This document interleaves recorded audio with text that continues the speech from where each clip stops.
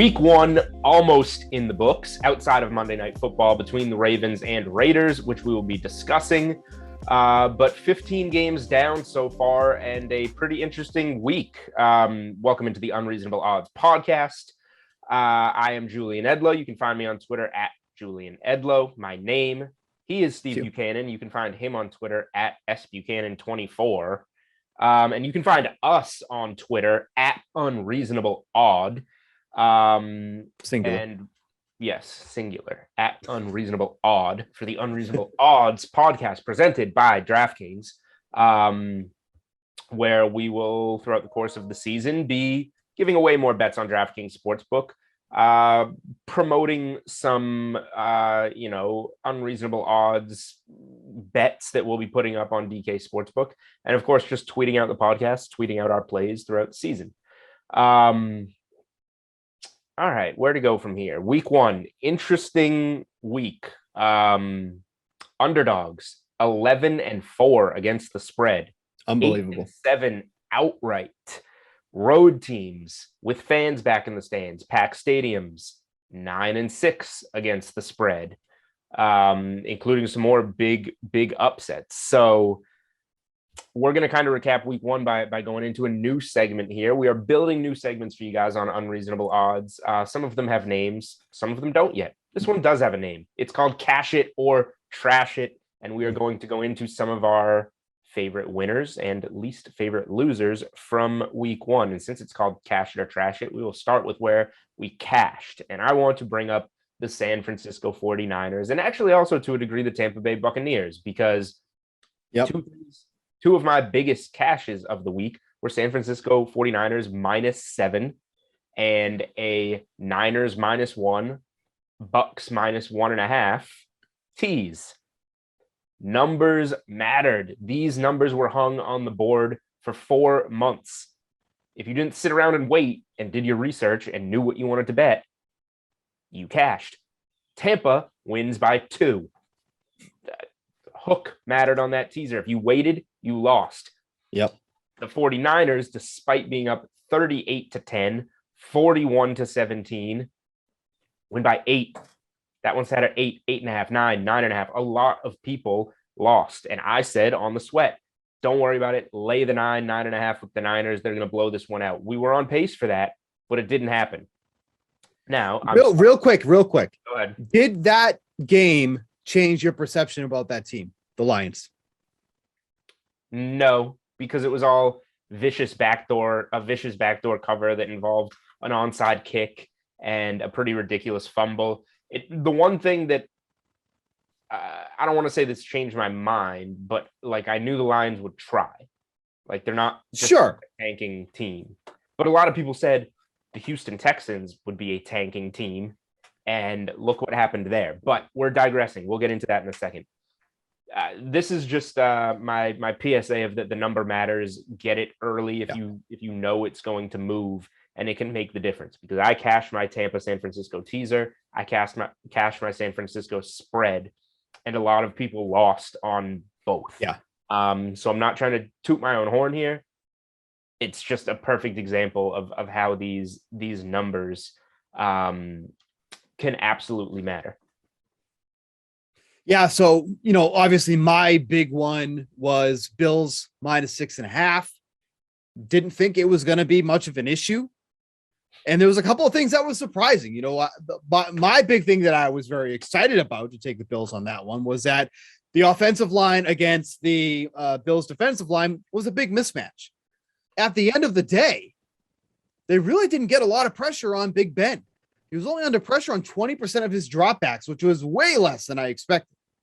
And when Ben Roethlisberger is under pressure, that's where you really can start to kind of confuddle with him. He hasn't really had to deal with that over the past few years. He's had a strong offensive line in front of him. At least for this game, it wasn't much of an issue. It was just more that Ben couldn't hit his receivers. That's why he only ended up with 188 passing yards on 18 completions. But a 56.3% completion rate. He was just not hitting his guys. The Bills corners did their job. They did well in doing so. But the end of the game it all happened so fast. I couldn't figure out what happened. The block punt that they brought back for a touchdown. It was a mess, and they just didn't have that magic at the end to do it. They had a chance to potentially tie it back up. They couldn't get it done. And the Bills take an early loss, which was not what really anybody had expected. Like, even though that they were only, I say only, but 6.5 point favorites, they never felt like they were in that game. They just could not get anything done offensively. It was a really surprising game for the Bills. So that was a tough loss because there was a bunch of teasers that I had that in, and, didn't happen. Didn't happen at all. And to think that, you were getting them down to basically a pick 'em, no problem, right? That probably felt like one of the safest ones. It was a surprising game. I don't think the Steelers deserved to win that game. They didn't look like a team that deserved to win that team. It wasn't like they came out and trashed the Bills. They just had a couple of things fall their way, and that's all it took for them to win this game. The Bills just could not get it done offensively on Sunday. All right. Well, you started out with trash it. It's cash it or trash it. Well, I was very upset about that. Work in reverse now and tell us what you cashed. An easy one. So Devonta Smith or Devontae Smith, I hear both. I'm going to stick with Devonta Smith until further notice. But I had him at his over yardage prop, which easily hit. Jalen Hurts was on him. He ended up catching 6 balls, 71 yards, and his first touchdown as a rookie on 8 targets. Looked fantastic in doing so. Him and Hurts clearly have a good rapport already, even though they didn't play much together during the preseason and whatnot. But it just goes to show like that is going to be the guy. When you look at the target distribution in this game, it was pretty well spread out. Actually, Jalen Reagor was second with 6 targets. Dallas Goedert and Miles Sanders both had 5 in that one too as well. So he was spreading the ball around a little bit there too as well. But Smith is going to be a player, and it's easy to say that when they're going up against the Falcons, who arguably have one of the worst secondaries in the league. Prayers to them going up against the Buccaneers in week 2. That's going to be a trashing, but that's for a story later on. But that was an easy cash on that one, which we really needed because, like I said, I was so heavily invested in the Bills. So cash Smith, trash the Bills. Go on with yours. All right. So my trash, I'm going to go to 2 real quick because I put this on Twitter. And I think it's really important to go over your losses and try and notice what you did right or wrong. So my trash is Green Bay minus 3.5. 38-3 on a neutral field. I was so confused. How does it go from 3 at the Superdome to 3.5 in Jacksonville? 92% of the money of the handle of the spread on Green Bay, and yet it's not moving. It's not budging. That red flag should have gone up for me. Not even to say, hey, go bet the Saints, because I like the Packers side, but maybe to say when you're in that type of situation, just lay off. You don't need to bet that game. So that's what I learned from that. And then from another perspective, like I cashed the 49ers, but I bet Mostert props over 62.5 yards. That got bet up to 78.5. I bet Mostert to get in the end zone. I will make that bet 10 out of 10 times. They ran 100%. All over the Lions. He had 2 carries, 20 yards, got hurt immediately, came out. Right. The backup, Mitchell, ran for over 100 yards and a touchdown. That would have been Mostert. The third stringer scored a touchdown. Yep. So that is one that is a trash it that I like what I did there. I will go back and do it. I will maybe bet Green Bay rushing props against the Lions on Monday Night Football in week 2. But Green Bay, throw that in the trash. That was a trap. Silly me. Well, 2 things that I want to add to that too. Speaking about Mostert, Trey Sermon was a healthy inactive in that game as well. So it's like even another reason to want to take Mostert in that spot. Like everything aligned. It was like the perfect scenario, except for injuries, which are always going to be an issue when you're betting these player props. It's it's unlike any other sport, except the exception of hockey, but nobody bets hockey, so no one can relate.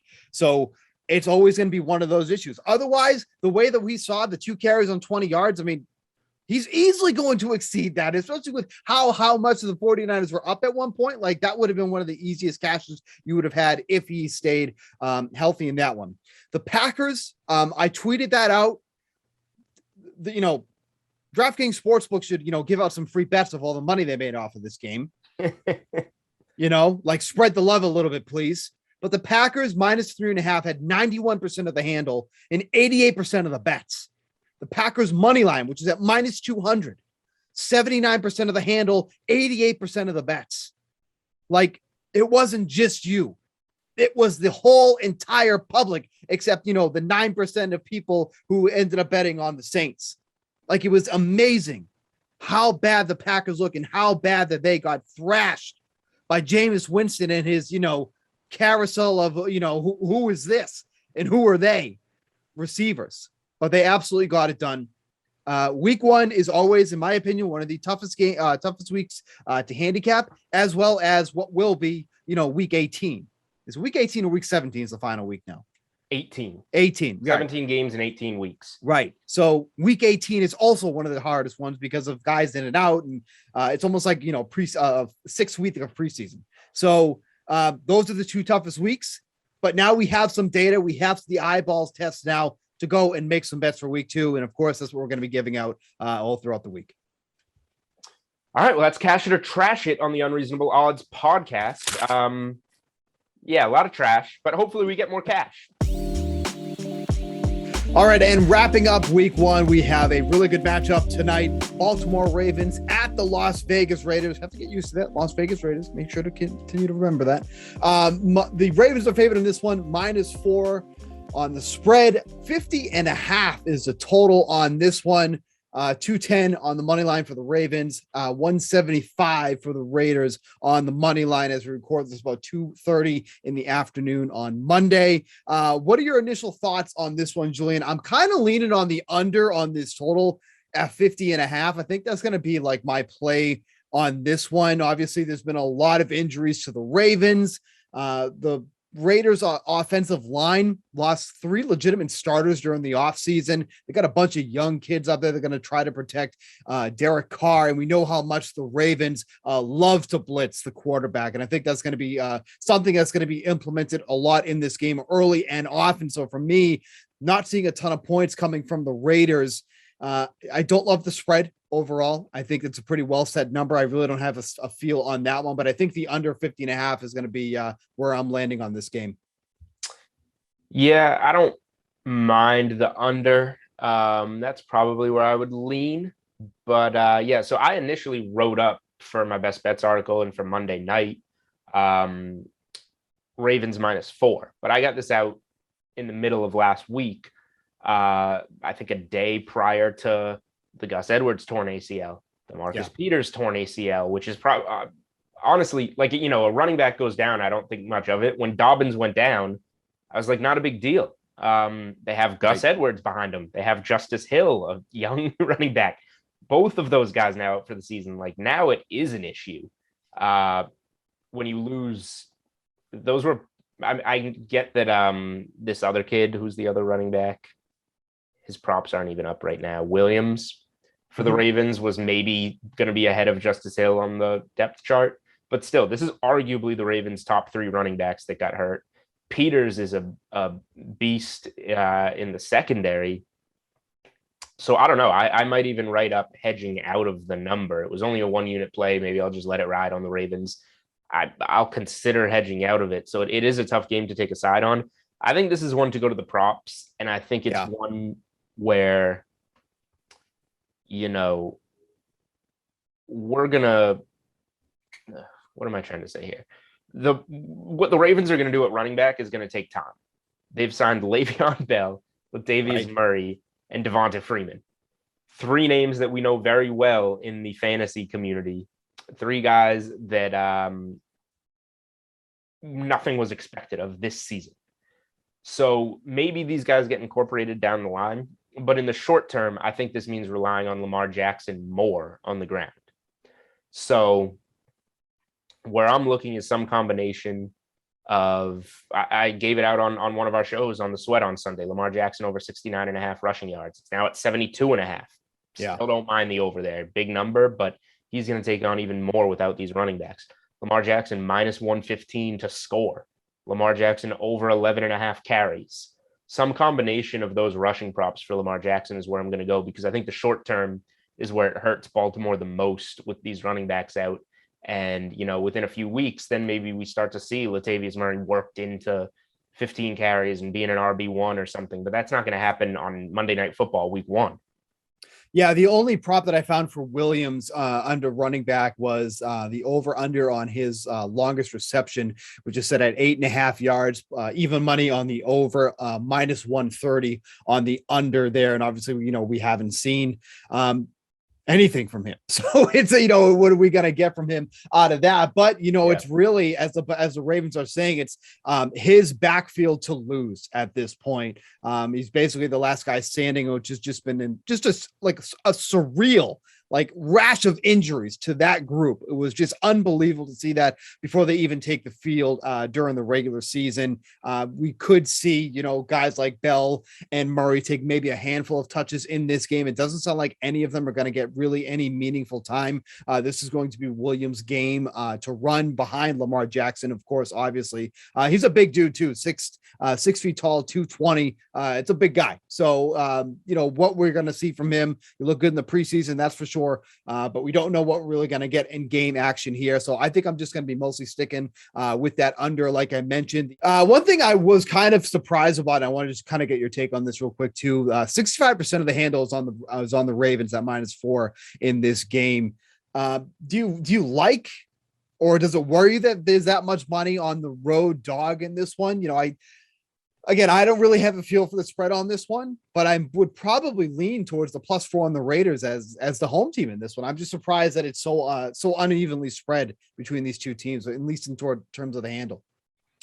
Yeah, a couple of things here, I guess. This is an instance of this game's been on the board for 4 months, and these injuries happened 5 days ago. So there's a lot of bets from before Gus Edwards and Marcus Peters that happened where the money already went in on the Ravens. Me, for example, being part of that crowd. So right. I'm the perfect example of maybe why these splits look the way that they look. Whereas if this game was in week 2, not many people bet it before the Wednesday, and then these injuries happen, and then maybe more money goes on the Raiders side. Number 2, I think some sharp money will come in late on the Raiders, just being a home dog. But however, just to go to the numbers, and the Raiders have been a good primetime home team under Gruden. But the, road teams are 9-6 ATS so far in week 1. The Ravens went 5-2-1 against the spread on the road in the regular season last year. The Ravens have covered 22 of their last 34 road games overall. So this is why I bet the Ravens. The Ravens are generally a good road bet. Now I'm a little worried that this might be a tough spot for them to get off to a good start. But overall, just to loop back to the question, no, it doesn't surprise me, only because bettors have had so long to get in on this number. And so relatively speaking, Wednesday, Thursday injury news is to be expected, but not leading into week 1 when a game's been on the board for months. Yeah, I think that's a good way to put it here. So just kind of wrap up here. We do like Lamar Jackson anytime touchdown score at -115. I mean, it's almost a given with the amount of brash number of injuries that the running backs have. You can get Williams anytime touchdown score at +152 as well. As I mentioned, if they do stick to that plan, that is his backfield to lose, he should be very much involved in that too as well. And I think really the only other thing I might be taking a look at here is maybe looking at Lamar Jackson's passing props in this one too as well. The over under on his passing yards is only at 214.5. Again, with how the injuries have played out, we could be forced to see him throw more. So 214.5. Go ahead. The thing there though is they're banged up at receiver too. They are. Bateman. Who else? Somebody else is hurt. Well, they do have Sammy Watkins in the mix too as well. Right. So week one week hero. 1 Sammy Watkins, right? Exactly. That was exactly where I'm going towards, the week 1 hero and the week 18 hero. That's the guy you always want to be looking at. But that is probably going to do it for this one. Let me hold on. I'll tell you when we're done here. All right. Throwing one more out there. The Raiders, Gruden's really good at scripting out the early drives. The Raiders are a good score first team, a good first quarter bet. Yeah. And then, you see how things go from there. But first home game in Vegas, everybody's going to be hyped up. I think the Raiders are going to look good early, regardless of how this one ends. I do not mind taking a stab at all at Darren Waller plus 1,000 first touchdown of the game. Yep. And you look through the names outside of Lamar Jackson, like Waller's the most talented guy, most likely guy, I would think, to score a touchdown. You've got Josh Jacobs, who's questionable in there at plus 850. Kenyon Drake in the mix. Now those two guys are taking from each other. Like Darren Waller at 10-1 first score is one that jumps out to me.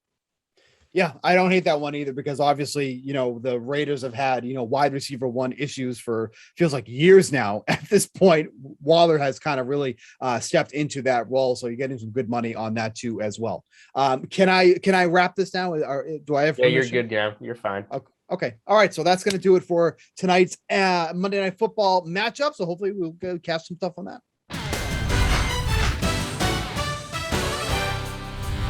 All right, everybody. We are making some adjustments here on the Unreasonable Odds podcast. It is a new season. We're coming at you Mondays and Thursdays, and we are adding new segments. So welcome into the first edition of Odds Are with Johnny Avello. And for that, we welcome none other onto the podcast than the man himself, Mr.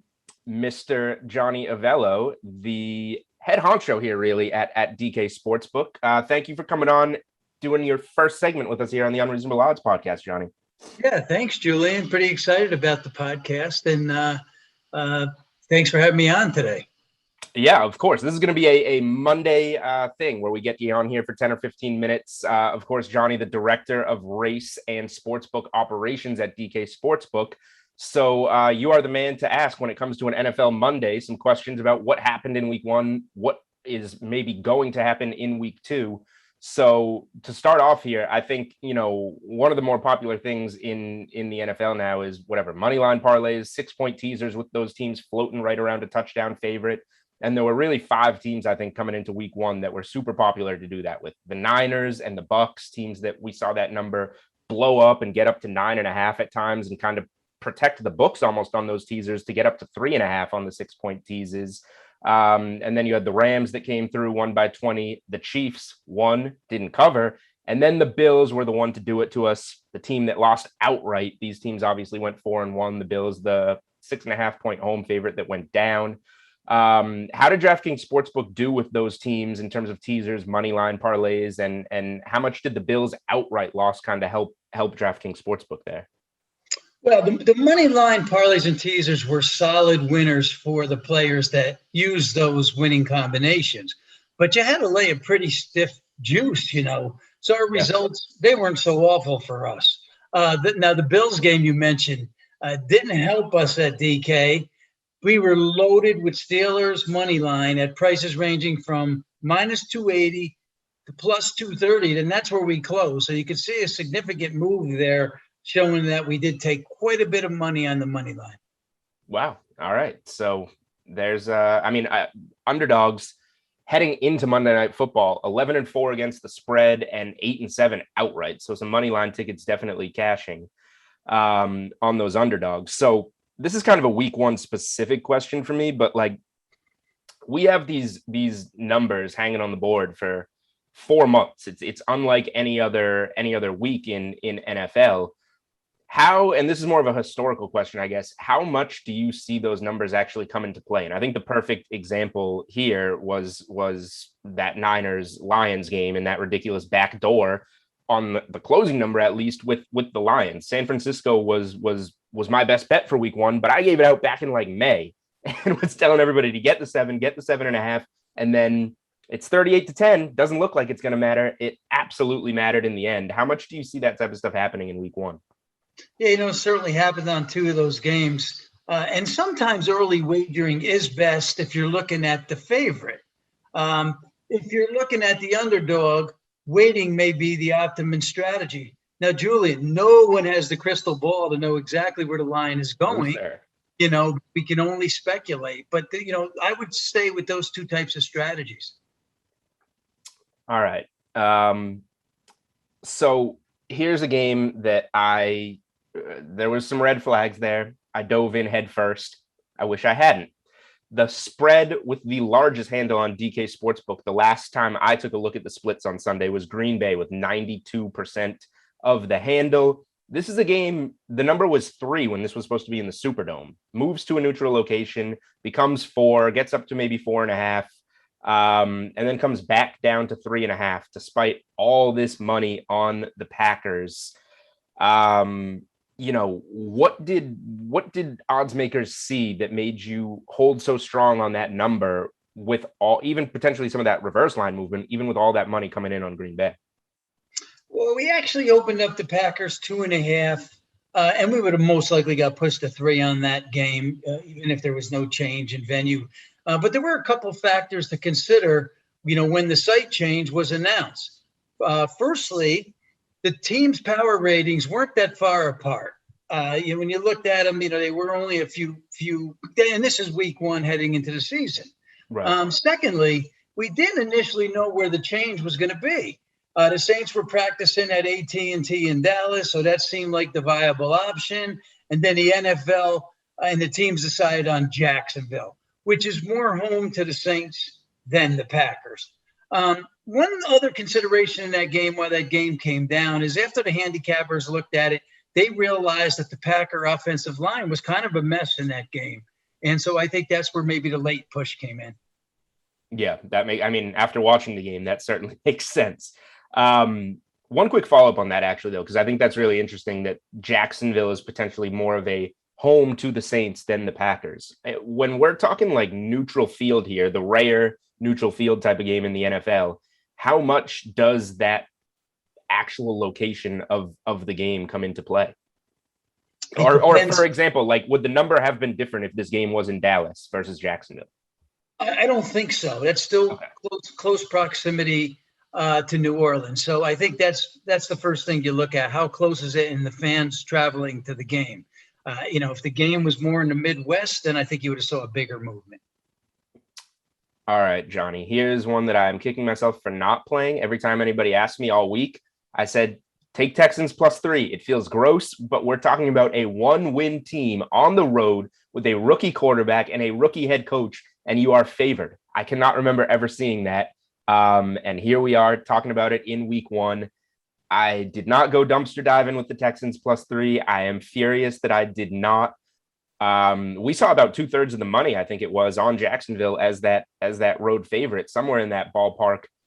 What went into setting this number? Why weren't the Texans favored? We were kind of thinking along your lines, Julian. Tyrod Taylor has been around a long time. He's about a 58% completion passer for his tenure in the NFL. And he really does keep the mistakes at a minimum. You look at the Jags, they were 0-8 on the road last year.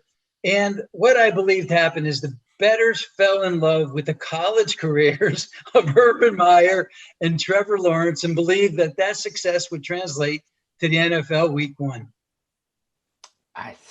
I'm not going to forgive myself for not getting on the Texans in that game.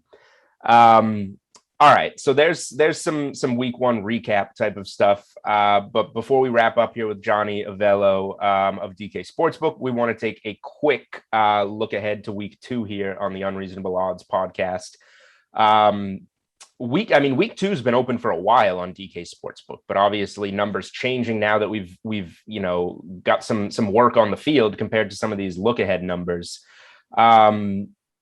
So where are you seeing some of the most early money going, both before week 1 happened and now since we've seen the games? What are the numbers that are getting hit the most on DK Sportsbook? Well, since we've seen the games is where we're seeing more of the movement. The Cards at home versus the Vikings is taking some early money, with that line moving from the Cardinals -2.5 to 3, 3.5. Now, you look at the performance of both teams. I think the Cards were a more surprising team yesterday. The power rating went up a little bit. The bettors sense that and think that's a good play at this point. And the Bills on the road at the Dolphins. They're seeing some early support. The Bills are. Yeah. That spread also moving from Bills 2.5 to 3.5. I think that line might be more of a move based on the Bills losing the game, expecting a better effort out of them. Yeah. And Dolphins showed okay defensively, offensively. They were just so-so. Yeah. All right. So sticking with week 2 really quick, are there any of these numbers that you kind of expect to see a lot of movement on? Do you think that the bigger movements on ones, like Arizona, like Buffalo, have already happened, or are there any other games on the board that you think could see some significant movement? I expect the Browns spread and money line both to move significantly during the week. Cleveland put in a really good effort against the Chiefs, and now they're home against the Texans, who are coming off that big win. We opened the Browns 11.5. I could see this game getting to 13 or even higher than that. And then Green Bay at home versus the Lions will also make its way up the ladder by next Monday night. Think about it. Green Bay scores 3 points. They're at home on a Monday night, and everyone's thinking that, the real Green Bay will show up. Will they? We'll see, Julian. Yeah, we're talking some heavy favorites in week 2, getting those numbers bet up even more. So I think that's pretty interesting there. All right, last one. In terms of these teams that we have not seen yet, that being the Ravens and the Raiders, and you've got a team like the Chiefs going up on that big Sunday night football game, kind of almost a look-ahead spot on a short week for a team like Baltimore, who has had bodies dropping like flies. What goes into kind of, one of the only teams that we haven't seen yet, and setting that Sunday night line with the Chiefs?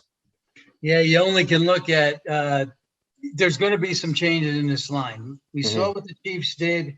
We know that the Chiefs and the Ravens are probably going to be, if not the top 2 contenders in the AFCs, definitely the Ravens will be in the top 4 or 5. And so we open up the Chiefs a small favorite, 1.5. And then we'll see what lies ahead for tonight. After tonight, that game could be Chiefs a bigger favorite, or it could even be the Ravens the favorite if we saw an outstanding performance tonight. I don't think the Ravens will be the favorite, but it could come down to possibly a pick or even one. Chiefs. Yeah, I mean, this is one for me where I feel like you probably want to grab the Chiefs on the look-ahead line, just because the Ravens they've had so many injuries. This is a spot where the Ravens either come out and look good but don't blow you away, or they come out and say, whoa, these injuries are starting to add up, might want to get on the Chiefs early. But these are look-ahead lines, and we will see where they go. But that is Odds Are with Johnny Avello, the director of race and sportsbook operations here at DK Sportsbook. Johnny, thank you for coming on the Unreasonable Odds podcast, and we look forward to doing this segment on Mondays with you. You're welcome, Julian. Have a fine week. All right, so a lot of great info there from Johnny Avello at DK Sportsbook. And when we kind of wrapped up talking about week 2, so now Steve and I are going to pick up with week 2. Obviously, we're going to come to you with an Unreasonable Odds episode with a guest and look at all these week 2 lines, but it's never too early to dive in. So a couple of spots that jumped out to me immediately. I'll even start on the Thursday night game. I know that Fitzmagic is going to be out for a bit. Yeah. But this Taylor Heineke dude played okay coming in Wake. He looked okay in the playoffs against Brady and the Super Bowl champion Bucks. I don't think he's that bad. I think the Giants are bad, and I think this Washington front is going to get a lot of pressure on Daniel Jones on the road. I am kind of liking a couple of things Thursday night. I'm kind of liking the football team -4. Look ahead was 5.5. So we get a 1.5 of value here for Fitzpatrick being out. And I don't think it'll be that big of a deal. And the total has been bet down to 41. I still think this one might go under, but I might just focus on the Giants team total under instead. I don't know exactly where I'm going there. Washington -4 is probably going to be a play for me. Yeah, I don't hate that either. Daniel Jones, we already saw him under pressure, 26% of his dropbacks in week 1.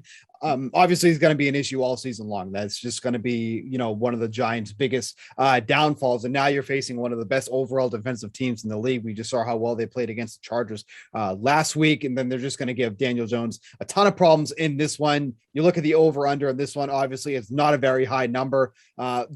Would not normally be looking at an under 41.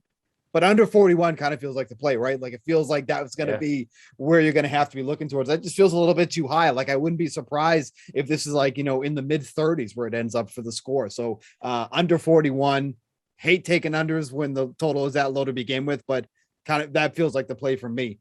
The one that stood out to me immediately. Only -5.5 for the Patriots against the Jets. I mean, really, other than like the last half of the third quarter into the fourth quarter, like what did you really see from the Jets that would, only make them 5.5-point underdogs? Like Zach Wilson looked absolutely lost last week, getting absolutely no rhythm going at all. Nothing going on offense. If they get Jamison Crowder back last week, obviously that would be a nice bump. It took them a while to really get going with Corey Davis, who was their big offseason acquisition.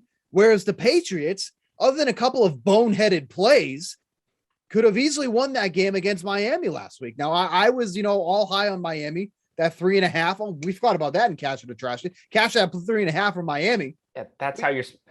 God, we said that weeks ago. I know, but that's okay. We dabble a little bit here and there, intertwining segments. But -5.5 for the Patriots, it just feels too low. And I feel like that's going to move as the week goes on. At once week one wraps up. But 5.5, I was surprised that was as low as it was. Well, it was 3.5 on Sunday. So yeah. it has been mashed to oblivion. Look, I don't mind that. I don't mind Broncos in Jacksonville, which was 2.5 on Sunday, -6. Is the value kind of getting scraped up? Sure. But I mean, Jacksonville. And I talked about this with Johnny Avello. Why did I not? And I said this. Come on. You're taking a 1-win team in Jacksonville and making them a road favorite in week 1 with a rookie head coach and rookie quarterback. Yeah. I should have seen that one coming. I'm so mad. I'll probably lay some points, little small play with the Patriots. I'll probably lay some points, small play with the Broncos. My big play for week 2 is going to be, and it's pretty much the same value, whether you want to money line parlay it or 6-point tease it, is the Patriots and Broncos. Okay. The Patriots and Broncos are both getting wins in Jacksonville and New York. I'm very confident in it. It's not the heavy favorite money line parlay from the old Panel B podcast. I'm not quite bringing that back. Just 2 teams, keeping it simple. That'll be my big play. I'll probably, by the time you're listening to this podcast, I'll probably have a best bets article up with that play. So that's the one that jumped out to me as the I don't know if they're square, but just the spots that I'm really all about in week 2.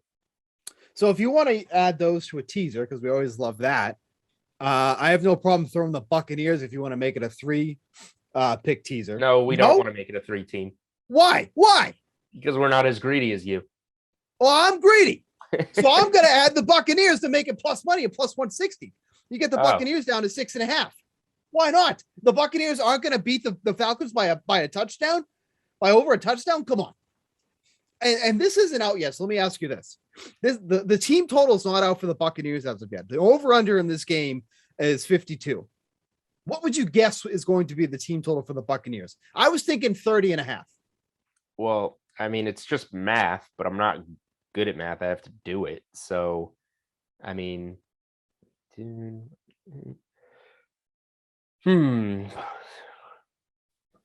yeah, it's just going to be 32.5. Yeah. Is that what you said? I said 30.5. Yeah, I think it's going to be 32.5, 31.5 for the Bucks. Would you be taking the over? Would you still think the over's in play? Like they should be smashing this team. At home against the Falcons, the Eagles just scored 32 against them. So I mean, in theory, yes, but this is one of those week 2 things that you handicap as, well, the Eagles scored 32 on the road, so the Bucks are going to score more than 32 at home, and then the Bucks win the game. Yeah. 31-3. I don't know if I'm going to do anything with the Bucks this week. They're too big of a favorite. Well, I'll tell you what I'm doing with the Bucks. I'm adding them to the Patriots and Broncos teaser. That's what I'm doing with the Bucks. Are you really not interested in taking that at plus 160? I would rather just keep it to the Pats and Broncos to win. Like that's so boring. That's so boring. Like you got to get stronger play. It is a stronger. Okay, obviously, but that's why it's minus 120. Yeah, the Buccaneers there. Plus if you made me get to plus money, I would put the Bucks and Packers money lines in to get to plus 142. You're going back to the Packers. I'm going back to the Packers at home against the Lions. Well, okay. If you made me. That's fair. No, that's fair. Okay, that's fine. Fine. I mean, if the Packers don't come back and smash the Lions on Monday Night Football, they're in big trouble. We got issues. We absolutely have issues. Okay.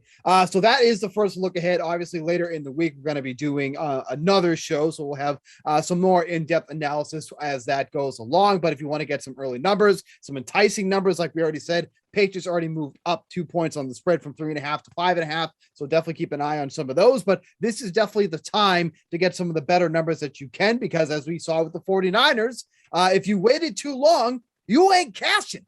So, maybe read some football articles early, even in the month of August, it's still worth reading some football articles. People do that, but there's a lot that you can do and get some of these good numbers here. So that is absolutely take a look at these lines early. When we are back here on Thursday, we will give some more in-depth analysis for those as well.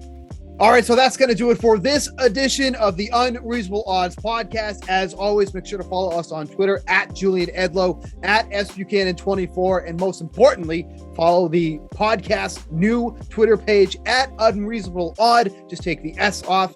That's how you'll find us on Twitter. We will be back with another guest on Thursday, talking about the entire week 2 slate to get you ready for DFS and betting and make you some money.